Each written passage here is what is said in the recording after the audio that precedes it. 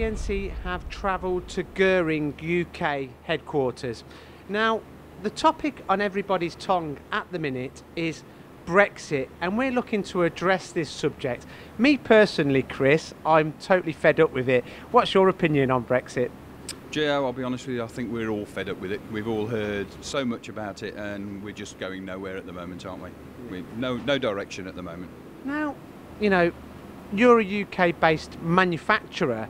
How will it affect your business? Well, obviously, if we do get a deal or if we end up remaining in Europe, then there'll be no change. We just continue as we are.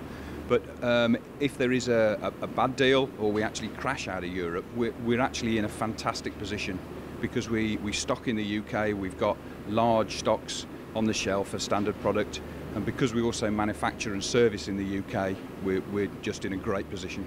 Can you give the audience a bit of a perspective on the scale of your manufacturing operation here in the UK in Birmingham?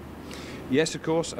We probably stock around 60,000 line items on the shelf. We're about 5 million at cost, sat on the shelf, standard product.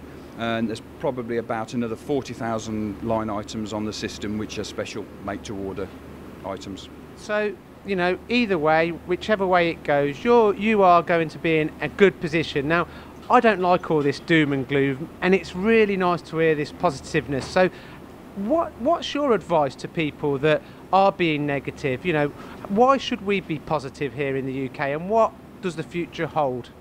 We've got a fantastic manufacturing base in the UK, and we've got to all work really hard to keep it here, because we've got design, we've got development, we've got manufacturing, and there's a lot of people employed in the industry, and we've got to be able to service it from the UK as well. I mean, do you believe in the UK now that we've really embraced the latest technology and we should be really making our own future for ourselves without having to rely on other people?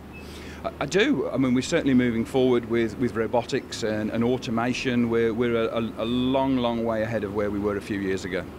Well, let's see what happens, Chris, but thank you very much for your time. Okay, thank you.